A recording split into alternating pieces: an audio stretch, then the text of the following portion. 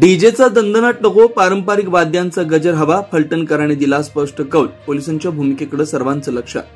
फलटणकरांची पारंपरिक वाद्यांनाच पसंती. फलटण शहर पोलिसांनी आयोजित केलेल्या सर्वेक्षणात नागरिकांनी डीजे संस्कृतीला स्पष्टपणे नाकारलंय.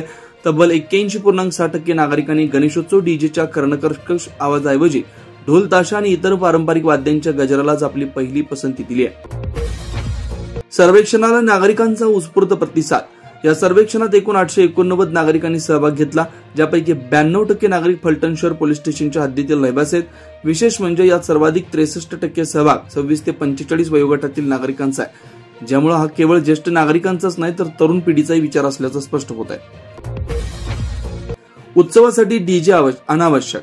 गणेशोत्सव साजरा करण्यासाठी डीजे स्पीकर आवश्यक आहे का या थेट प्रश्नावर तब्बल 79% नागरिकांनी डीजेची अजिबात आवश्यकता नाही असं ठाम मत नोंदवले. केवळ 21% लोकांना डीजे आवश्यक वाटतो. गणेशोत्सवात डीजे सिस्टम वापरण्यास विरोध.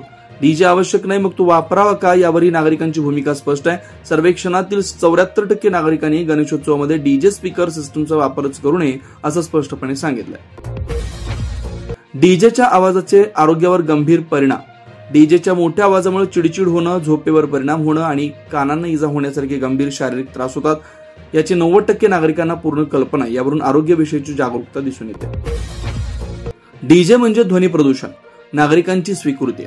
डीजे सिस्टममुळे मोठ्या प्रमाणावर ध्वनी प्रदूषण होतं ही वस्तुस्थिती 91% नागरिकांनी मान्य केली. यावरून पर्यावरणाबाबत आणि ध्वनी प्रदूषणाच्या नियमांविषयी नागरिक किती जागरूक आहेत हे सिद्ध होतं.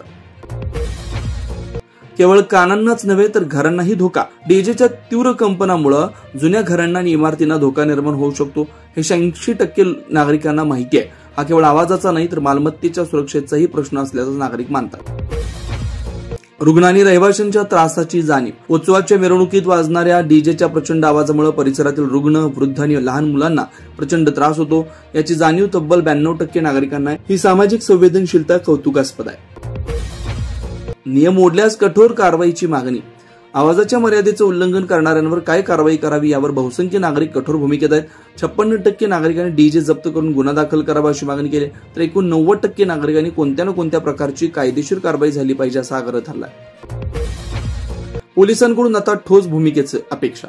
या सर्वेक्षणातून फलटणमधील नागरिकांचा स्पष्ट कल समोर आलाय. त्यामुळे आगामी गणेशोत्सवात ध्वनी प्रदूषणाचा नियम मोडणाऱ्या डीजे सिस्टमवर पोलीस प्रशासन काय भूमिका घेणार आणि नागरिकांच्या या मताचा कितपत आधार राखला जाणार याकडे संपूर्ण शहराचं लक्ष लागलंय.